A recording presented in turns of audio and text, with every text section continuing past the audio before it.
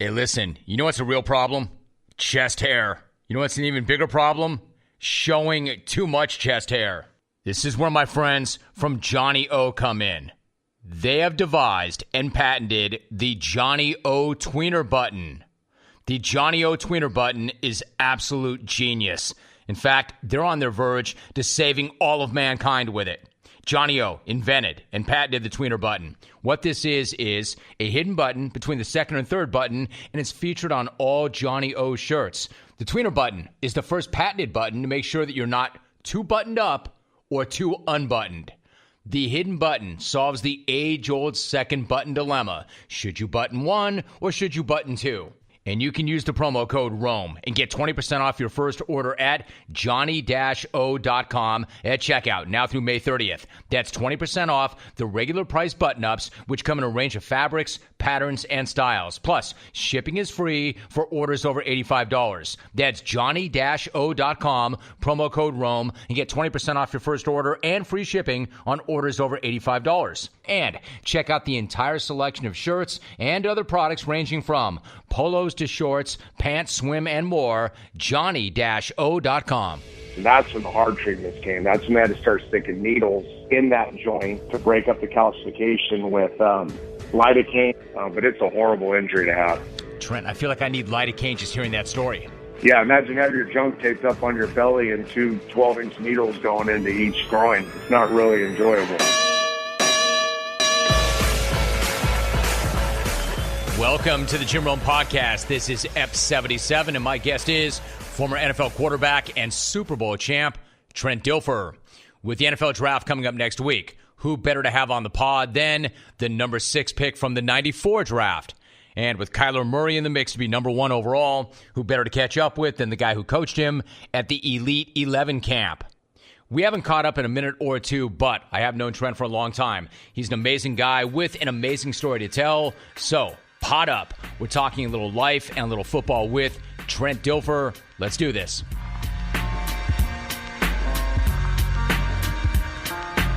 Trent, it's been a minute or two, but it's so good to have you on the podcast. Let me start right here, Trent. I mean, you could be doing virtually anything at all in this sport, yet your journey has taken you to Lipscomb Academy as head football coach. How did this come to be, and what's it been like so far? Well, I mean, I didn't expect it, for one. It was not something I was looking to do. It's widely known I had turned down tons of NFL and college football offers to coach. I have 3 daughters. I didn't think it was the right season of life to do that with daughters. I had retired, to be honest with you. I was doing some TV stuff and dipping my toe in a lot of business ventures and was pretty much retired. And I kind of hit this place of life where I felt like I wasn't fulfilling my purpose. I wasn't having the impact I wanted to have in young people's lives. And I felt like, frankly, I had a lot of information that I had learned through life, a lot through failure, that I want to be able to give back. And through a weird series of events that I don't want to eat up the podcast on, this opportunity popped up at Lipscomb, and I said no to it for a week. Never really thought it was where I should be, but it's just made very clear that this is where I needed to be, and my family really pushed me to do it, and I couldn't be happier. I've never felt more alive. I've never been more challenged. I will say this. I've never been more challenged. I've never felt more alive, and I feel like it's something I've been called to do, and that it's fulfilling kind of the greater purpose for my life. You know, Trent, given your life, that's a really powerful statement. What is it about this opportunity that makes you feel so alive, and why is this the greatest challenge? I'll say this, I've preached this message through the Elite 11 the last 9 years as I've run that, and when I do corporate speaking events around the country or talk to young people that, no great things happen without hard things. And the edge of uncomfortable is where you kind of find your greatness. And I can say that with a lot of authority because I've done that early in my life. But to be honest, I hadn't really done that in 9 years. I'd had as about as comfortable as a life as you could have. I kind of had the every man's American dream and gotten soft, for lack of a better term. And to jump back into the fire and to feel like every day is life or death to a certain degree and be challenged intellectually, emotionally in areas I hadn't been challenged in a long time has brought out the best in me. Why it's so hard? Because you're dealing with young people, and young people are equally hard and awesome at the same time. They have a lot of distractions in life.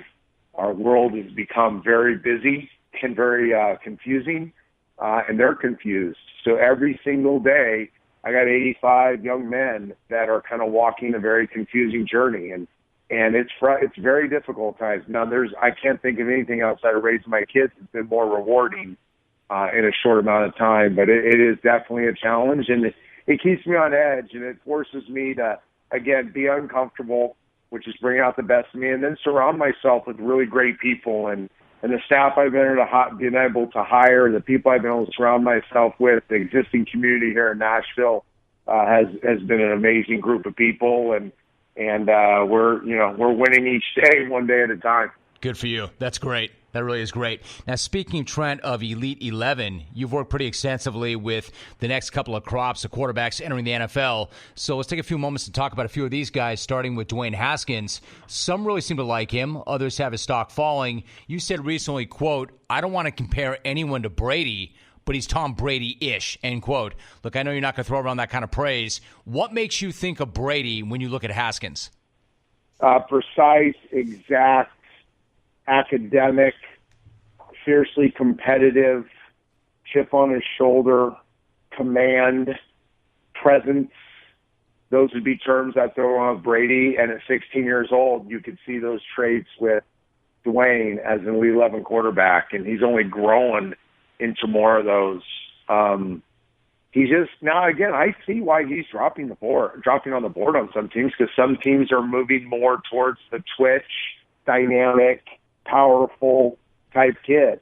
Dwayne is more smooth than he is dynamic. He's more exact than he is twitchy. He just kind of has that. Nothing rattles him. Nothing's going to keep him off schedule. He's going to beat you before the ball is snapped, and then he's going to finish the play with precision type DNA in his quarterback blood. He loves to learn. He surrounds himself with people to get him better. I mean, he trains with Deshaun Watson and other, high-level college and pro quarterbacks down in Atlanta. He surrounds himself with people that are sophisticated in life because he wants to be sophisticated in life.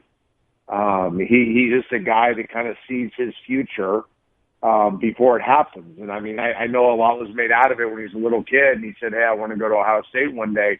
But that's how he lives his life. I bet you right now he's also envisioning holding the Lombardi Trophy because that's the kind of thinker he is. And I just think that put in the right system, he can't play in every system because he doesn't have the athleticism to play in every system.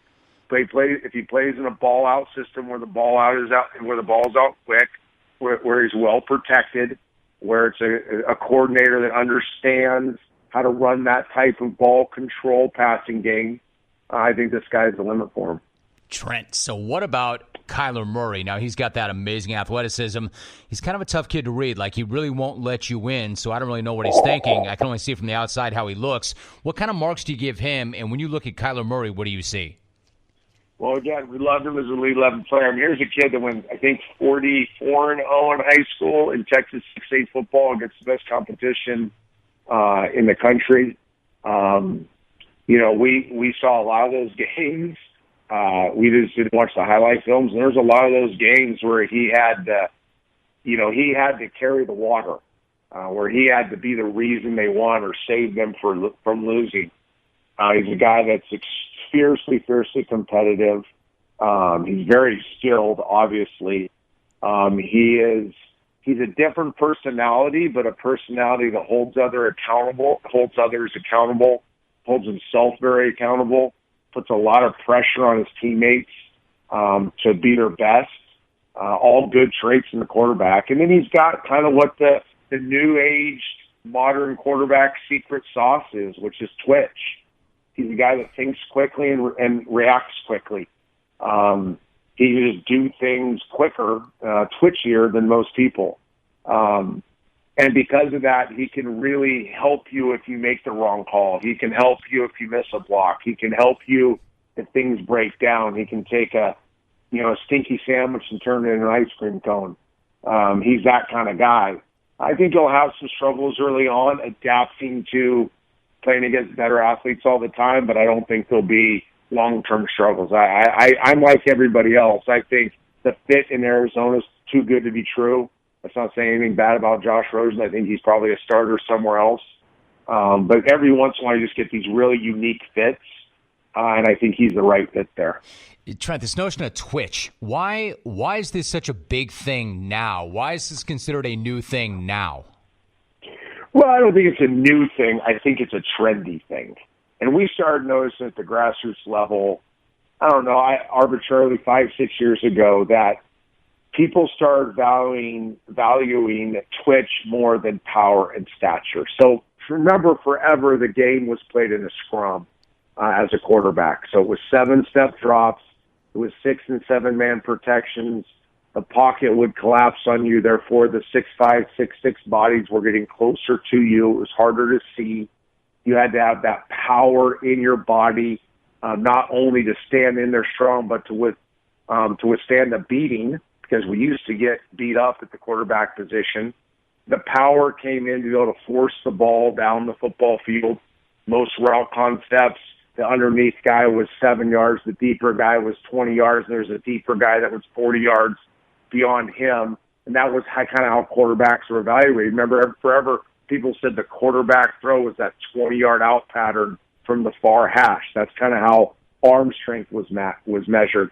Well, then the game became more horizontally based. It became more spread-based, a lot more Saturday influence into Sunday football. And if you really cared about being a good evaluator and you just didn't go on what you knew, but you kept trying to grow in what you know, then all of a sudden you said, wow, you don't play in a scrum anymore. You don't have to make the 20-yard out throw more than 20 times a year. We don't have 3-layer throws every down where the ball's going either 7, 20, or 40. A lot of it's about twitch and precision. And those guys were having success. And no longer were offensive linemen constantly being shoved back into your lap. The movement game became more vogue, where it was not just design rollouts and boots, but where second reaction became valuable, where the quarterback reacting to a breakdown in the offensive line and escaping from the pocket, a second reaction move, and knifing the defense that way. Everybody started going, ooh, that's what we want. So I don't think one's better than the other. I think it's all about fit and where you want to go with your offense. I also think the quarterback-driven run game is a big thing. Like forever, you didn't want to run too much, not because you didn't want the quarterback getting running yards. Nobody ever opposed the quarterback going to get running yards. But just take in the mid-'90s, I was an athletic guy. Even though I stunk, I was still an athletic guy at 6'4", 240. I could get a lot of yards. And when we went down the slide, you were still going to get headhunted. Somebody was still going to hit you. The job was to cut the head off the snake, and that's what the defense knew. So we took a beating even as runners. Now you see safeties pulling up 8 yards from a quarterback because they don't want to be fined $50,000. Now you can't touch the quarterback, so the value of a quarterback being able to extend plays and get hidden yards in the run game and not risk injury is much higher. So you just naturally are going to gravitate towards that type of player at that position.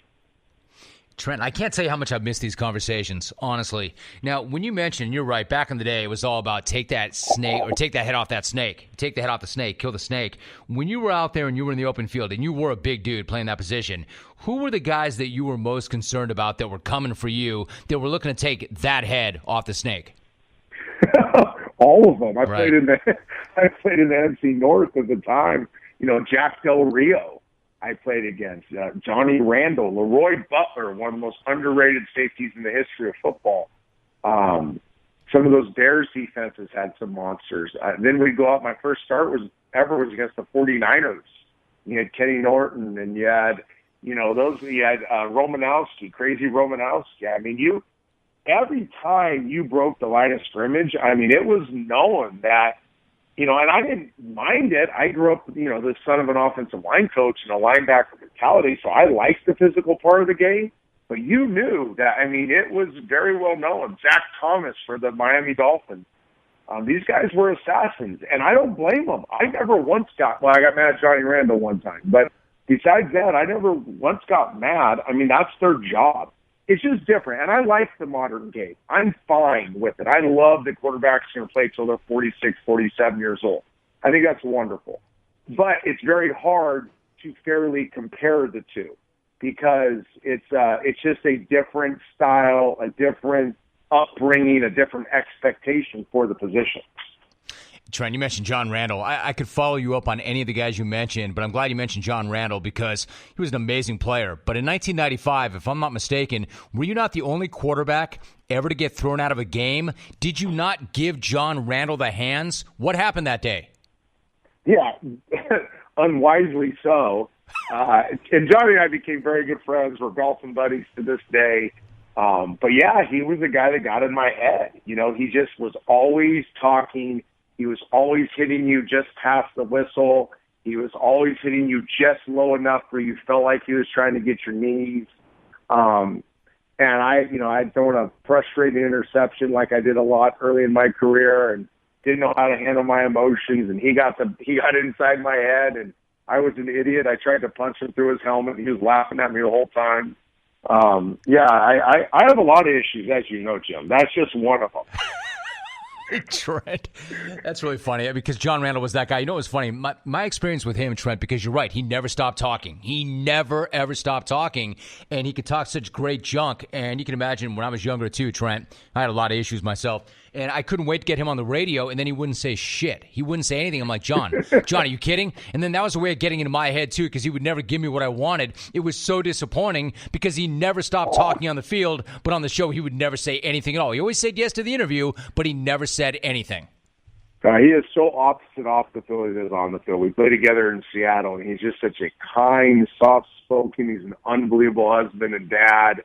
He's a totally different dude in the locker room. But once he puts that war paint on his eyes and once he puts that helmet on, he is psychotic. He was psychotic.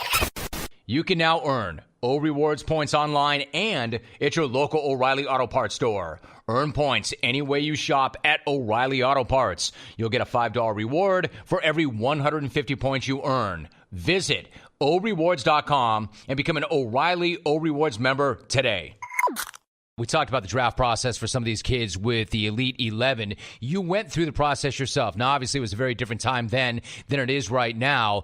But coming into the NFL, what was your thought process? What was going through your mind, and what kind of a career did you expect to have? Because you did go number 6 overall.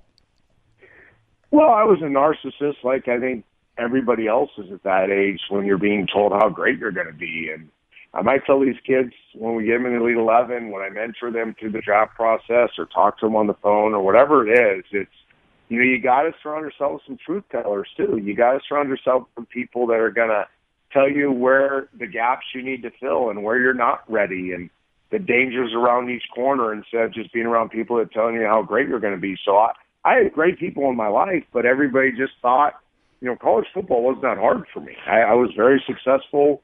We put up a ton of points. We had a bunch of guys playing the NFL off my offense. We didn't play against the greatest competition. So I thought the NFL was going to be the same way. So I frankly got a little complacent, obviously very full of myself, was not emotionally mature enough to handle some of the pressures and expectations of the NFL game. And so I just try to warn these guys, there's nothing wrong with being a legend in your own mind. I think we all, as quarterbacks, have to be a legend in your own mind. You have to believe you're invincible. You have to believe that you're right. You have to be decisive. You have to do a lot of these things that borderline on narcissism. But you also have to have people that tell you the truth and that you'll listen to and that will humble you a little bit and get you prepared. And, I think Tom has mentioned this before. He doesn't like talking about his family a lot, but I know the Brady's very, very well. I played with Mo, the sister. I went to school with Mo, the sister at Fresno. Got to know the Brady's over the years, and they've always been really good truth tellers in his life. I think that's one of the reasons why he's very grounded with being the GOAT, is that he also surrounds himself with people that will tell him where he needs to do the things to continue to push himself. And I think every young quarterback needs those things, because now especially we live in a world where, it's not just the people around you, but really everybody has a voice in your life. And for as bad that Twitter is and social media is for pumping these kids, overhyping these kids, I think in some ways it's pretty good too, because it also humbles you. I mean, any of us that are public figures, you get on social media and quickly realize how uncool many people in the world think we are. Boy, that's the truth, isn't it? That's really interesting. But I think you're right. I mean, I've always said this myself. You do not want people around you who tell you what you want to hear. You want people around you who will tell you what you need to hear. But, there's that whole thing about social media. Before, when you and I were doing our thing earlier, there wasn't social media, but there was still reaction. You told this amazing story, and you told the story. Like, when you were in Tampa, Trent, it was a tough start, but you got better and better and better. You made a Pro Bowl. You had some great moments there, but there were some challenging moments where the city was didn't have your back, so to speak. Moments where you were, quote, booed out of a steakhouse. Now, Trent, you've told that story, but did that really happen? Were you really ever booed out of a steakhouse? Well, I probably shouldn't say out, because we stayed. But okay. Yeah, we went, and I forget the details, and I've asked my wife, and she can't remember the details either. It was either the last game of the season or the last home game of the season in 94, 95. 95 or 96. Dale Mabry's a street where the stadium is, the old sombrero is on, and there's an Outback Steakhouse just north. And on our way home, we lived north of the stadium. We stopped by to have a steak on our way home, and put my name in at the hostess stand. And when they announced Dilfer Party at 2, here's my wife now. We're 24 years old, maybe. Got married in college. I don't think we'd had our first child yet, and all of a sudden, the whole restaurant stands up and starts booing you. It's a very uncomfortable situation. And to my wife's credit, she's a bulldog. She's the tough one in the family. She said, we're going to sit at that table right there in the middle, and we went and sat right in the middle of it. Well, that's great. That's really something else. So I want to ask you, like, on some level, Trent, and you were young, and you guys were battling, So do you get that on some level, or do you think to yourself, man, y'all are out for a nice dinner with your lady or your family. How are you not enjoying this moment? Who gets up and boos somebody else in a restaurant? This is not Tampa Stadium. It's a fucking Outback Steakhouse. Yeah, I still struggle. I struggle with that on TV, to be honest with you. I struggle with insane fandom. I struggle when people get so emotionally wrapped up into what others people are doing in their lives that they can have that type of visceral reaction. That's just me. I get frustrated in life. I'm like everybody else. I have my bad moments. We all make mistakes. But I just have never understood how, if you feel that let down by somebody, and by the way, they were right to feel that let down. I let down a city with how I played early in my career. But even at that, to not have the decency to understand that, that's another human being that's probably trying their best, or at least having their intent isn't to let you down. I've just always struggled with that in general. But yeah, those were hurtful times. But I guess I understand the pain of a fan that is expecting the savior to roll into town when he's drafted number 6 overall, and be arguably the worst player in football my second year. I could understand that frustration. I could understand not liking me. I can understand booing me.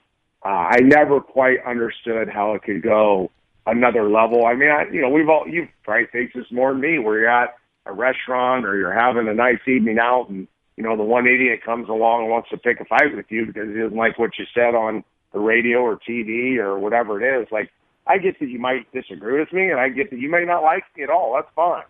But it doesn't have to come to hands. It doesn't have to be a blown up issue. Exactly right. It doesn't have to be a reason to go or a reason to get up and boo somebody who's trying really hard. I agree with you. Like, you and I know what we signed up for. We understand that, and we understand our careers, but I think there is a line. I think that's really interesting. All right, so Trent, you spent 6 years there, and then ultimately Tampa let you go. I'm curious, at that point in your career, how dialed in were you for the next challenge? In other words, how sharp were you emotionally and competitively for the next chapter of your career? Yeah, I was getting there. I was pretty dialed in. I had, 99, my last year in Tampa, I had gotten benched early in the year about something I did not feel was my fault. When it really hurt was I had the second longest Ironman streak going in the league next to Brett Favre. So I took a lot of pride in no matter how bad I played, I played. I showed up. Availability is your best ability. I was there for my teammates. I had endured a ton of injuries and played through them. And then I got benched for something I felt wasn't my fault. And that quarterback, Zaire, got hurt, and I came in the next week later and really played well, really played good that back stretch of 99 before I eventually broke my collarbone and missed the rest of the year. And so I was just starting to figure out at a higher level, more of a, I'm still this from Steve Young all the time, but it resonates with me, and more of an artistic level, that the game was moving from science to art for me and was really starting to understand the nuance of it. And I understood why Tampa did it, because I was due a very, very large buyback option. So at the time, the way contracts were structured, I was going into my second buyback.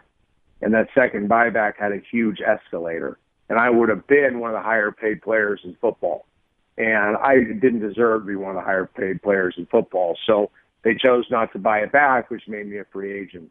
So I was disappointed, but I didn't feel like they just moved on from me. It was a necessary evil of the business of football.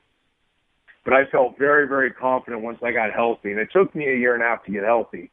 But I felt once I got healthy again that my best football was ahead of me. And I don't have a ton to show for that period of time after that, but it was my best football. It was, unfortunately, injuries pretty much derailed the rest of my career. But I felt like I played the game at a much higher level, that I had developed kind of the wisdom, emotional, intellectual maturity to handle everything that was the NFL. And I think I've learned a lot of those lessons from, winning a Super Bowl with the greatest defense of all time and playing injured the whole year, to going to Seattle and having ups and downs there, but playing really well when I played, and going to Cleveland, which everybody thinks was a terrible move. I really enjoyed my time in Cleveland before I got hurt again, and then ultimately ending my career with being knocked out at Candlestick for 3 minutes. So, again, you got to look at it from my side. Like, I really bought into the journey, not necessarily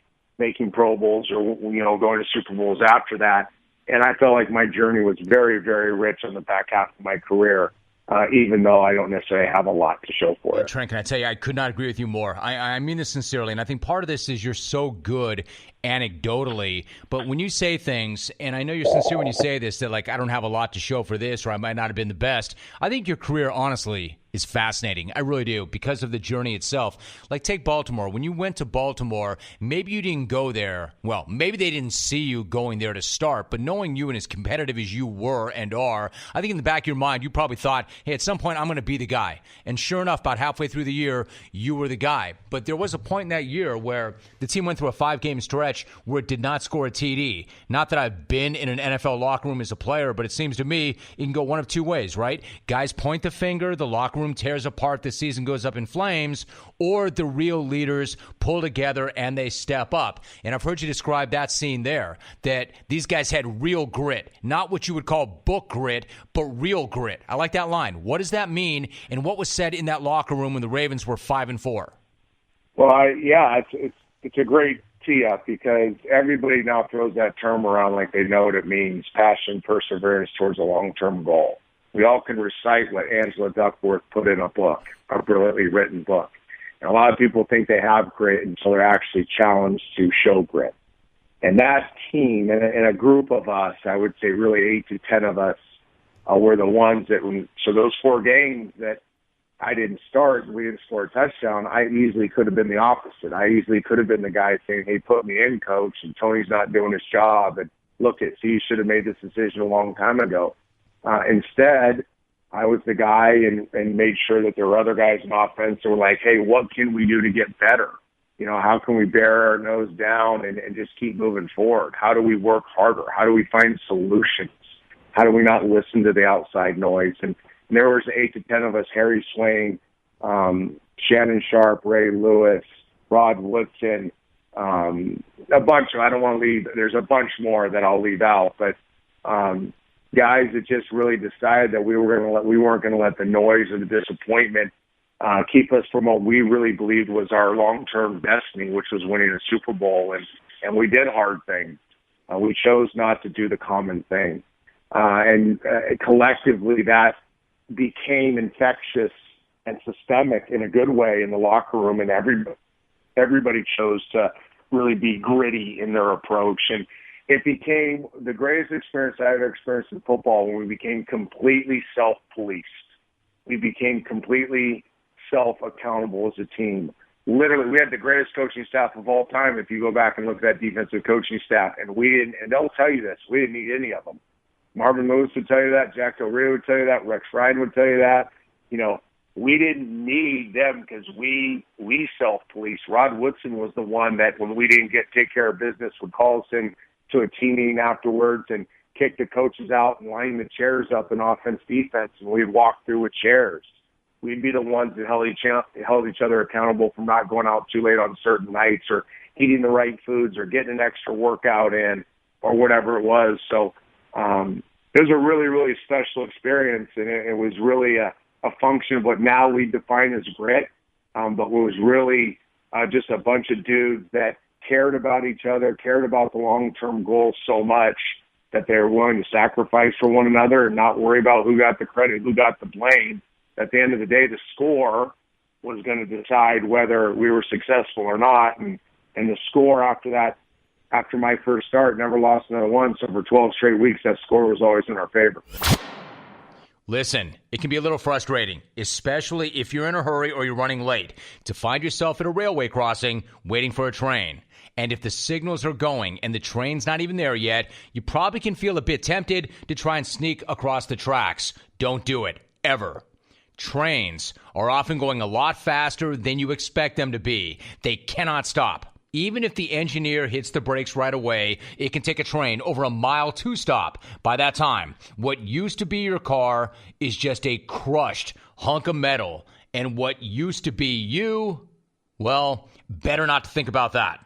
The point is, you can't know how quickly the train is going to arrive. The train cannot stop even if it sees you. The result is a disaster. If the signals are on, the train is on its way. And you just need to remember one single thing. Stop. Trains can't. And Trent, you mentioned one of my favorite lines too. Availability is the best ability, and that's not an easy thing in that league. You glossed over this, but you were badly hurt that year and were able to grind through it. What was the injury and what was the treatment like? What were you dealing with that year on your way to a Super Bowl? Oh, it was brutal. That year, I didn't really know what it was. I was the idiot that didn't go in and kind of ask what it was. Now, it's probably a good thing because they wouldn't have let me play. They wouldn't have let me play. They would have, put me on the shelf for a little bit. Tony would have come back in. Tony probably would have played really well, and he'd be the Super Bowl champion quarterback. But I had a thing called osteitis pubis, and it's a common hockey injury, not very common in football, basketball, baseball. It's basically where you get calcification where your groin, hip flexor, in that pelvic joint, like right underneath your junk. And it was so painful. There'd be times I'd get up in a meeting and I couldn't stand all the way up. I couldn't train the way I wanted to train. I'd lost a bunch of weight. I wasn't nearly as physical as I had been in the past.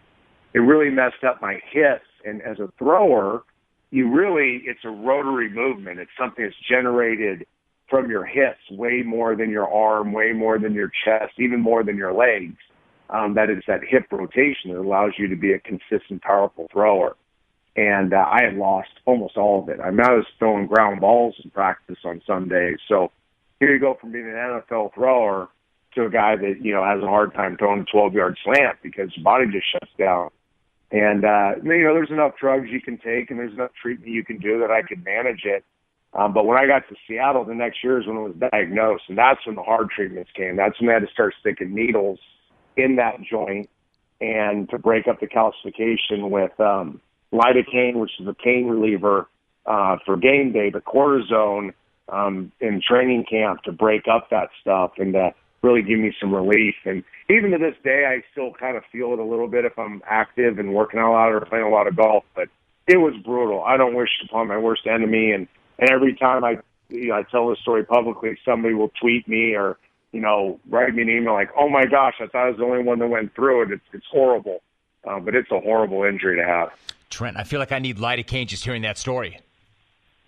Yeah, imagine having your junk taped up on your belly and two 12-inch needles going into each groin. It's not really enjoyable. Dude, it sounds pretty horrible. Sounds pretty horrific. Thanks for sharing that story, but it's my fault I asked you about that. So, Trent, it's incredible, like, knowing that especially, that you went through that and you did what you had to do to get ready on Sunday and play through it. When you mentioned Tampa, you mentioned, I understand why they did what they did. It was a business decision. Yet, incredibly enough, Baltimore, after you win a Super Bowl, lets you go. Is that a decision that you understood at that time? Did they handle it the right way? Were they straight up about it? No, they didn't. They'd admit this, too. I don't think they were mean about it. They just probably didn't think it all the way through. I mean, the guy that called me was Matt Cavanaugh, my offensive coordinator. I was in the airport on the way to the Estes with my wife, and you get a call and you're like, hey, I don't know how to say this to you, but you're a free agent, but so is Brad Johnson and Elvis Gerback. And after our evaluations after the season, Ozzie and Brian think we'll be more explosive on offense if Brad's the number one, Elvis is the number two, you're the number three. Now, at the time, you want to go, do you even realize I was hurt all year? Do you even realize that, yeah, I get it, I didn't practice very well, but that's not me, and somehow I still was able to perform, yada, yada, yada. But I just think at that point, you're wise enough to know that there's not much you can do at that point. And Brad decided to go to Tampa, which was a great decision for him. And then Elvis had been in Kansas City, and he jumped at the opportunity, got a bunch of money to do so. And we all know how that turned out for both sides. But, yeah, I don't think they handled it great. I don't harbor any bitterness towards Brian or Ozzie. But I think they know this. They didn't handle it the best way. Wait, Trent, Brad Johnson, solid guy, solid player. I could hear the argument, I guess. I could hear the argument. But when they told you that you'd be looking up at Elvis Gerback, how did that feel? Not good. We just stand for different things as a quarterback. And again, it's not the first time I've told a story. I'm not a big fan of his. He also went on TV and said, well, now Baltimore gets to see what a real quarterbacking looks like. And, to me, it goes back to my roots. I'm the son of an offensive line coach.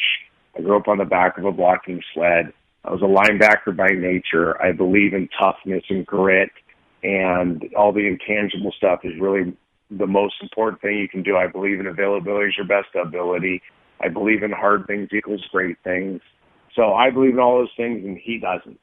And I just believe that that's why you win. At the end of the day, you win because your quarterback can be the leader in those areas, that he can do things that others don't have the emotional, physical capacity to do. And I pride myself that my numbers aren't very good. There's a lot of bad football I played. I don't think you'll find one teammate in my 14-year career that will ever doubt my investment and how much I cared about them and the things I was willing to sacrifice for them. And I think that's why I was able to win a lot of games and have some great experiences. I think guys that throw for a lot of yards on first and second down in the middle of the field, guys that look really pretty and look good in shorts, those are a dime a dozen. We call them driving range quarterbacks. They look really good on the driving range until live bullets start flying. And I just never wanted to be one of those guys. Trent, a few more things before I let you go. I appreciate all that. So you become a free agent. Mike Holmgren calls you. What was that telephone call like? What did he tell you? Yeah, I really began the renaissance of my football education. Mike, one, had remembered my pro day. He says, well, the best pro days he'd ever seen. He's a Bay Area guy, so he knew me from my time in the Bay Area, knew me from Fresno. He'd always kind of admired my grit, my toughness. I'd played into the division against him for all those years when he was in Green Bay. I'd actually played really well at times against Green Bay. So he saw the ceiling. He knew my athleticism. He knew all the stuff we just talked about, and really felt like I had never been unleashed, that I had never been able to play the position the way it should be played, had never been taught the position properly, which is all true. And he really wanted to take me on as a project. And he was honest with me. He knew that he had just traded for Matt Hasselbeck, who never played a meaningful snap in football, but saw the upside in Matthew and wanted to see if I would buy into that. And I did. At that point in my career, it was, you just win a Super Bowl and you're the third guy on a free agent list. That, I also was wise enough to look myself in the mirror and say, okay, there must be some truth in this too. Like, they're not 100% wrong. Baltimore's not 100% wrong. That they watched me practice. They saw the inconsistency. They saw, a couple weeks of really bad football in that stretch. Like, there's some flaws in my game, some big flaws. I need to fix them, and who can fix them? And I thought Mike and Jim Zorn specifically, and Gil Haskell, who was offensive coordinator, I thought that three-headed monster would really be a three-headed monster that I could learn from, that I could get better and kind of resurrect my career. And I did. Frankly, I did. I played really well once I got the osteitis pubis fixed. I was 4-0 that first year. In fact, at one stretch of my career, I'd won 16 straight games. If you go Baltimore, Seattle, I was understanding the West Coast offense. Mike said that I picked it up faster than any player had ever coached. So it was affirming to get there and do the things that he said I'd be able to do and do them. And then I signed a big contract, a very incentive-based contract in 2002, because I had a history of injuries at this point, and they had my medical record, so they're not just going to throw guaranteed money at me. And then I tear my Achilles week 8, 9, something like that. The game that Emmitt Smith breaks the rushing record in Dallas. I tear my Achilles, and tearing it, I knew at the time I was losing 11, 12 million bucks because of the contract. But up until that point, I felt like I was back, like I was the best I had been. I had set out to do something very specific with my career, and Mike and Gil and Jim had all helped do that. I had great teammates. I'm talking about a great group of guys. That group in Seattle was a great group, and was helping turn that thing around. But, it just kind of reset for the next part of my journey, which isn't real glamorous, but I still take a lot of pride in. No, I know it, and I know you love that time in Cleveland, and you got to finish it in San Francisco. Trent, before I let you go, let me ask you this, and it relates around Seattle too. I understand that you love the game of football. I understand you love the intangible qualities that it takes to excel. It seems to me, though, even above and beyond all that, you're about your faith. You're about your family. And you and your family lost your beloved son, Trevin, tragically at the age of 5 after that battle with heart disease. I think many people know that story. Can you take a few moments and just tell us about Trevin? What was he like? What do you remember about him? I appreciate that question. I usually get the question teed up around, how did I deal with it and all that stuff. And that's an easy answer. I clinged by a thread to life and, went through massive depression, and my faith and friends and community pulled me out of it. But Trevin was awesome. He was he was the peacemaker. He was a young, studly kid, good looking, strong, active, loved sports, blah, blah, blah, blah. But more than anything else, he loved his sisters. He loved his mama. He loved to snuggle after he ate. Whenever his belly was full, he'd jump on somebody he had to snuggle. He was a lover. He always tried to make peace between the sisters when they were bickering. He hated when Mom and I ever got into an argument.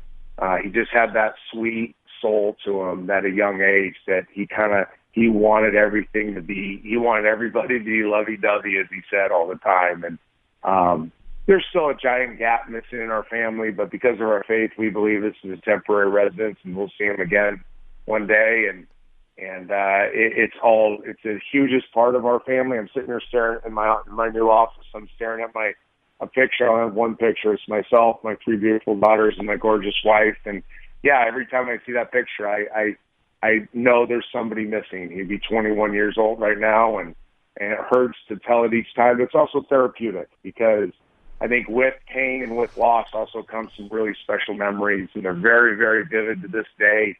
I can literally close my eyes and reach out and, see exactly what he looks like and feel what his little muscles were like. And I can remember in his blue polo shirt and his khaki shorts and his orange flip-flops. I mean, it's special. And there's probably people going, oh, I feel so sorry for you. Well, you don't have to feel sorry for us. We know that it's part of life, and It's a hard part of life, and I think there's a gap there, but we also are really appreciative of what we do have and what life has done for all of us. And he's always there. He's always there. And especially on November 10th, which is his birthday. I know you still celebrate his birthday every November 10th with his favorite meal, ribs and root beer. And that's taken on a life of its own. What's that been like? It really has. I'm glad you said that one, too. You obviously, as always, done your research, and you know me. And it's become cool because our friend group really celebrates it with us.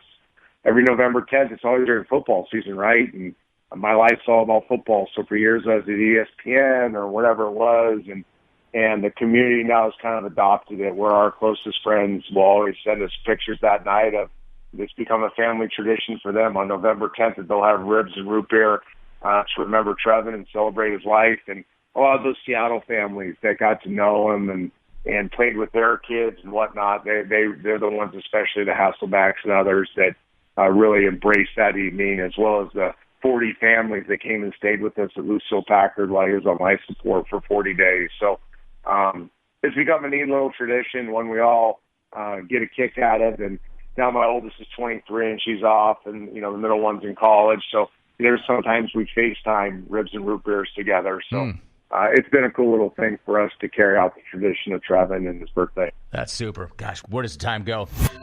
Listen, I think I speak for most people when I say this.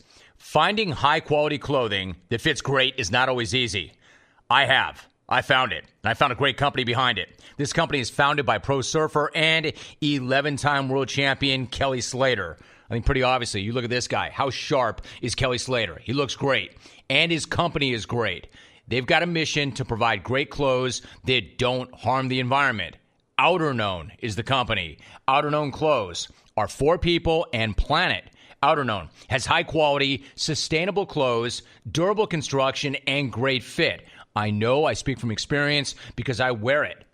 Outerknown only works with factories that pay fair living wages and provide safe working conditions. So I know where the clothing is made, and I know how it's made, and I know how it looks, and I know how it feels. Unbelievable. Find out for yourself. Go to outerknown.com right now. Enter my code ROAM at checkout, and you'll get 25% off your full price order. That's outerknown.com. Let me spell it out for you. outerknown.com. And remember, use my code ROAM and get 25% off at checkout. Check them out right now.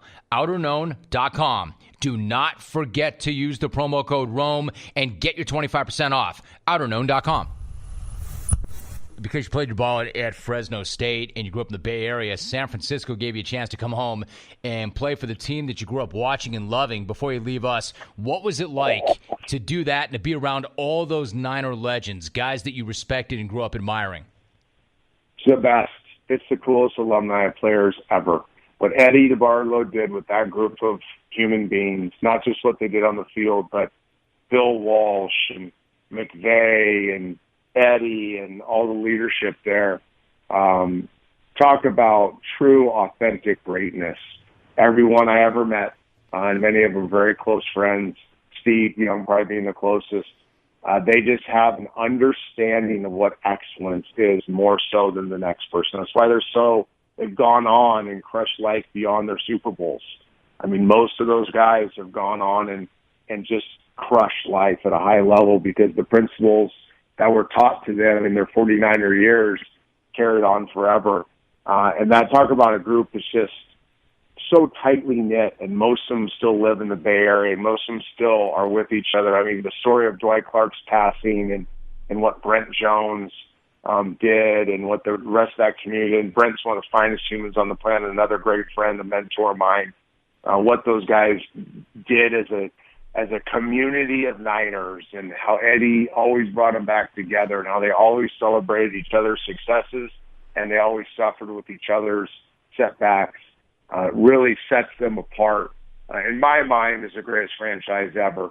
And I know that's debatable, but just my experience during 2 years, not much happened on the football field, but a lot happened in community and getting a greater appreciation for what true excellence is. And I think that one of the great gifts of my life is getting to know Steve and Brent at the depths that I know them, and I'd add Ronnie to that too, and learning from them, sitting on planes with Steve Young for 9 years, coming back from Monday Night Football games and hearing stories and spending time in Lake Tahoe with Brent Jones where we're neighbors and just getting to truly understand what Bill and Eddie and that group taught them and what they went through and how that carries over into life. A lot of those things that I'm teaching these, 13 through 17-year-old knuckleheads comes from those lessons that I've learned through Bill Walsh and through Eddie DeBartolo. From those guys through Steve Young and Brent Jones and Ronnie Lott. So their legacy goes very, very deep into a lot of places in the NFL and football community in general. Trent, can you hit me with one last thing? Because I think this is what you're trying to teach those knuckleheads, something that you learned at some point. You've said the theme of your life is authenticity. What do you mean by that? What does it mean to be truly authentic? Well, number one, being true to yourself. I think all the mistakes I've made in my life, I was lying to myself at some point. The man in the mirror is a guy that doesn't lie if you're willing to listen. And there's seasons of life where I wouldn't listen. But the more I listen, the more I'm more true and deep and pure and authentic with myself. Well, then that, I think, I hope, comes out with others. I don't have a lot of time to fake it anymore. I don't have a lot of time for people that fake it. We live in a very PC, fake world sometimes. And it's hard to really get deep and connect with people and have impact if, one, we're not authentic with ourselves, and two, if we're not authentic with others. So, I get it. It makes some people really uncomfortable. I've said some things on TV about myself, and people say, man, I can't believe you're saying it. But I'm an open book, and I know I got my flaws. Trust me, I know that. But there's also a lot of life lessons that have been pretty rich and hopefully impactful because of that. And now in this season of my life, hopefully that authenticity develops a connection with a bunch of, like I said, 85, 16, or 13 to 17-year-old knuckleheads who I love dearly. I want them not to make the mistakes I made. I want them to be truer to themselves. I want them to have greater impacts on their communities than I did. I want them to be better husbands and fathers than I am. Hopefully that's a legacy. 14-year NFL career is cool, nice little resume builder, but it really has nothing to do with who I am. The lessons learned have a lot to do with who I am, but it's not my identity. My identity is something far greater than that. Yeah, Trent, I really respect what you've taken on and the limited amount of time you have to spend this kind of time with me. It means a great deal. I'm really glad that you and I could connect like this. Like, I do interviews, and then I'll do a long-form podcast. But it's one thing to do an interview, and if you're lucky, it becomes a conversation. But if you're really lucky, you can connect. And I really appreciate the opportunity to connect with you once again, Trent. That was so much fun and really, really great to listen to. Thanks, brother. I appreciate the forum. I love these things, and I've always had a great deal of respect for you. So keep crushing it, and we'll do it again.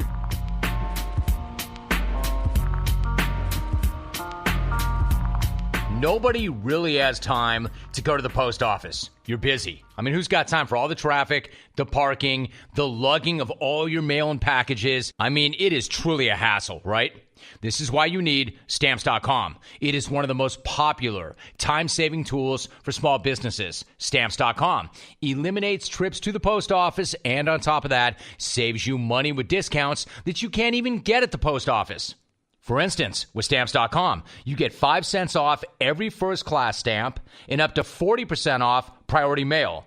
Not to mention, it is a fraction of the cost of those expensive postage meters. Stamps.com, to me, is an absolute no-brainer because you save time and you save money. It's no wonder over 700,000 small businesses already use Stamps.com. And right now, if you're listening, you can get a special offer which includes a 4-week trial plus free postage and a digital scale without any long-term commitment. Again, it's a no-brainer. Just go to Stamps.com, click the microphone at the top of the homepage, and type in my last name, Rome. Stamps.com, enter Rome. Save time, save money. It is a great value proposition. Stamps.com, enter Rome. My thanks to Trent Dilfer for breaking away from his insanely busy schedule to give us some great time on the pod. If you want to hit Trent up about what you just heard, make sure to do so on Twitter at Dilfer's Dimes. That's at Dilfer's Dimes. And if you haven't subscribed yet to the Jim Rome podcast, what the hell are you waiting for? This thing defines range. From Aubrey Huff to Kevin Frazier, to Steve Elkington, to Trent Dilfer. And that's just in the last month alone. I've got 70 more of these things that hold up to this day, and not one episode sounds like any other. So smash that subscribe button. Stay in the fold. Best decision you'll make today. I guarantee it. Back next week with F78. I'm out.